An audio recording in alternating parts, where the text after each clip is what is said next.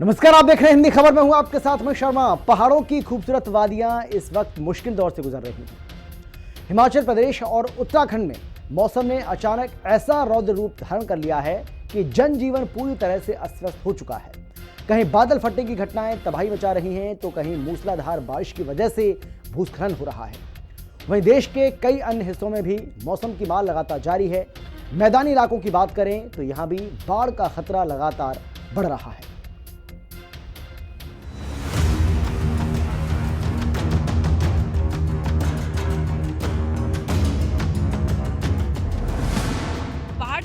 मैदान तक सैलाब, कहीं बादल फटा तो कहीं नदियां उफान पर।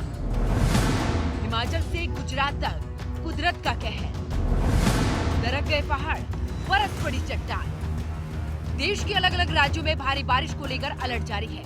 इसी कड़ी में अगर बात करें तो कहीं पर बादल फटने की वजह से भारी तबाही हो रही है तो कहीं पर नदियों का जल स्तर बढ़ने की वजह से नदियों ने रौद्र रूप ले लिया है और बाढ़ की वजह से लोगों को परेशानी हो रही है। जीवन अस्त व्यस्त हो गया है। अगर बात हिमाचल प्रदेश की करें तो मंडी में बादल फटने की करीब 10 घटनाएं सामने आई हैं। इसके कारण आई बाढ़ की वजह से 16 लोग लापता हो गए हैं, जहां पर प्रशासन की तरफ से रेस्क्यू चलाया गया। अब तक 5 शव बरामद हुए जबकि 11 की तलाश जारी है। मंडी के कथुनाग में कई घर बाढ़ में बह गए हैं। मंडी की करसोग, धर्मपुर, बगरशियाड़, थुनाग, गोहर क्षेत्र में भी 100 से ज्यादा गाँव में 24 घंटे से ज्यादा समय से ब्लैकआउट है। राज्य में तेज बारिश का ऑरेंज अलर्ट जारी है। इस आपदा में मवेशियों का भी नुकसान हुआ है और अब तक 26 पशुओं की मौत हो चुकी है। मंडी स्थित पंडोहर डैम से इस साल सबसे अधिक 1,57,000 क्यूसेक पानी छोड़ा गया है। इसके निचले इलाकों में बाढ़ का खतरा और भी बढ़ गया है। एहतियात के तौर पर सभी प्रभावित क्षेत्रों में स्कूल और शैक्षणिक संस्थानों को 2 दिन के लिए बंद कर दिया गया है। राज्य में कुल 406 सड़कें बंद हैं, जिनमें से 248 अकेले मंडी जिले में है। मंडी में 994 ट्रांसफार्मर पर भी सीधा असर इसका पड़ा है। इतना ही नहीं, शिमला के निकट भटाकुफर इलाके में एक 5 मंजिला आवासीय इमारत ढह गई है, जिससे स्थानीय निवासियों में दहशत फैल गई है। एहतियात के तौर पर स्थानीय अधिकारियों ने आसपास की 5 इमारतों को खाली करा दिया है, जिन्हें इसी तरह की रचनात्मक विफलताओं से संवेदनशील माना गया है।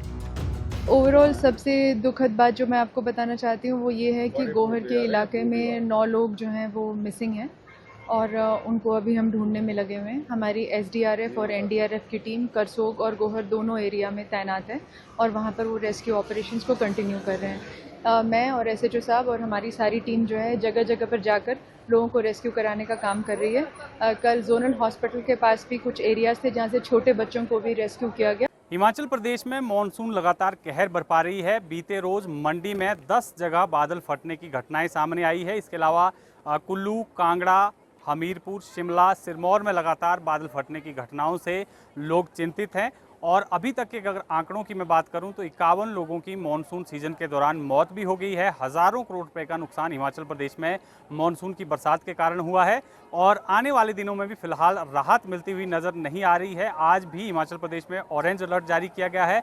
लगातार बारिश का सिलसिला हिमाचल प्रदेश के अलग अलग स्थानों में चल रहा है। हिमाचल के बाद अगर बात उत्तराखंड की करें तो यहाँ पर भी हालात काफी खराब बने हुए हैं। एक तरफ चारधाम यात्रा चल रही है तो दूसरी तरफ मौसम भी रौद्र रूप दिखा रहा है। उत्तराखंड में बादलों की विनाश लीला जारी है। यहाँ पर पहाड़ों से लेकर मैदान तक घनघोर बारिश हो रही है। हर तरफ पानी ही पानी नजर आ रहा है। इस बीच मौसम विभाग ने देहरादून, बागेश्वर सहित 4 जिलों में भारी बारिश का येलो अलर्ट जारी किया है। बारिश की संभावना के बीच चारधाम यात्रा पर जाने वालों को सतर्क रहने की सलाह दी है। अब जरा ये तस्वीर देखिए रुद्रप्रयाग की है। भारी बारिश के कारण अलकनंदा नदी उफान पर है, जिस कारण रुद्रप्रयाग में मंदिर और भगवान शिव की मूर्ति जलमग्न हो गई है। पर्वतीय जिलों में मूसलाधार बारिश से मलबा आ गया है। इससे 111 सड़कें बंद हैं, जबकि राष्ट्रीय मार्ग भी 3 दिनों से बंद है, जिसकी वजह से लोगों का जनजीवन अस्त व्यस्त हो गया है। उत्तराखंड में बारिश का सिलसिला आज भी जारी रहेगा। मौसम विभाग ने 7 जिलों के लिए भारी बारिश का ऑरेंज अलर्ट जारी किया है, जिसमें देहरादून, उत्तरकाशी, पौड़ी, टिहरी, नैनीताल, बागेश्वर शामिल हैं। और इसके अलावा अगर मैं बात करूं तो अन्य जिलों के लिए येलो अलर्ट भी जारी किया गया है, जहां पे भारी से भारी वर्षा जो है वो देखने को मिल सकती है। पूरे प्रदेश की अगर मैं बात करूं तो यहाँ पर 150 से ज्यादा सड़कें जो है इस वक्त बाधित हो चुकी हैं, क्योंकि जिस तरीके से लगातार बारिश हो रही थी और आज भी जिस तरीके से अलर्ट जारी किया गया है, मलबा आने से कई सड़कें जो है वो बंद बंद हो गई। कई जगहों से रास्ते जो है वो डाइवर्ट करने पड़ रहे हैं। भूस्खलन की चपेट में आने से कई लोगों की मृत्यु भी हो गई। उत्तराखंड के बाद अगर बात राजस्थान की करें तो राजस्थान में मानसून की मेहरबानी लगातार जारी है। समय से पहले एक्टिव हुए मानसून के चलते अभी से राजस्थान के कई जिले पानी पानी हो गए हैं। आधे से ज्यादा राजस्थान का हिस्सा जल सैलाब बन चुका है। कुछ जगहों पर तो बारिश ने जानलेवा रूप तक ले लिया है। बादलों की गड़गड़ाहट और आसमानी बिजली ग्रामीणों के साथ शहरवासियों के लिए भी परेशानी का सबब बनी हुई है। सड़कें, मकान, दफ्तर सब पानी पानी हुए हैं। कुछ जिले जैसे जयपुर, टोंक और भरतपुर आदि जिलों में तो लोगों के घरों में पानी घुस गया है। इसके चलते लोगों का जनजीवन अस्त व्यस्त हो चुका है। वहीं मौसम विभाग की माने तो राजस्थान के कई जिलों में मूसलाधार बारिश का कहर बरसने वाला है। राजस्थान मानसून की बात करूं तो राजस्थान के मानसून जिस प्रकार परवान पर है उसी को लेकर राजस्थान के मौसम विभाग की जो जानकारी है कहीं न कहीं सटीक होती जा रही है। और सटीक के साथ साथ अगर बात करें मानसून की तो यहाँ पर आज राजस्थान के 11 जिलों में अलर्ट जारी किया है। जयपुर सहित तमाम 11 जिले राजस्थान के वहाँ बारिश को लेकर मौसम विभाग ने अलर्ट जारी किया है कि यहाँ पर ज़्यादा से ज़्यादा बारिश होने की संभावना है। गुजरात में भी कुछ इसी तरीके के आसार नजर आ रहे हैं, जहां पर लगातार बारिश हो रही है। राज्य की 251 तहसीलों में से 33 तहसील ऐसी हैं जिनमें 20 इंच से भी ज्यादा पानी बरस गया है, जबकि 2 तहसीलों में अब तक 2 इंच भी बारिश नहीं हुई। दक्षिण गुजरात के वलसाड जिले की कपराड़ा तहसील में अब तक 40 इंच बारिश हो चुकी है। अगले 7 दिनों तक भी गुजरात के विविध भागों में भारी से अति भारी बारिश संभावना है। राज्य में इस बार मानसून आने के बाद से ही बारिश का जोर है।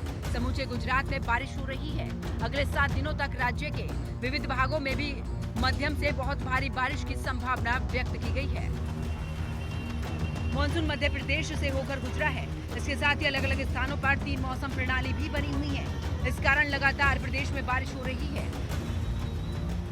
भोपाल सहित 25 जिलों में बारिश हुई। बालाघाट में सबसे ज्यादा करीब 2 इंच बारिश हुई। सीधी में 1.25 इंच, श्योरपुर सिवनी में 1 इंच, बैतूल, शिवपुरी, मंडला में भी करीब 1 इंच और पंचमढ़ी, छिंदवाड़ा, नरसिंहपुर में आधा इंच पानी गिरा है। मौसम विभाग का कहना है कि अगले 4 दिन पूरे प्रदेश में तेज बारिश का दौर रहेगा, जिससे जुलाई में भी कोटे से ज्यादा बारिश हो सकती है। प्रदेश की सामान्य बारिश 37.3 इंच है। भोपाल, इंदौर, जबलपुर और ग्वालियर जिले में सामान्य बारिश 38 से 39 इंच है। पिछले साल प्रदेश में 44 इंच से ज्यादा पानी गिरा था। इसके अलावा अगर बात उत्तर प्रदेश की करें तो वाराणसी, प्रयागराज, अयोध्या सहित कई जिलों में नदियों का जलस्तर बढ़ने की वजह से बाढ़ की स्थिति बनी हुई है। मानसून की बारिश के बाद से गंगा के जलस्तर में लगातार बढ़ाव दर्ज किया गया है। बनारस में बीते 3 दिनों में गंगा का जलस्तर करीब 3 मीटर बढ़ गया है। तेजी से बढ़ते जलस्तर की वजह से घाट किनारे रहने वालों ने भी अपनी तैयारियां शुरू कर दी है। वाराणसी में पिछले 24 घंटे में 54 mm बारिश हुई है। तो वहीं बात अगर प्रयागराज की करें तो भारी बारिश के कारण गंगा और यमुना नदी का जलस्तर लगातार बढ़ता जा रहा है।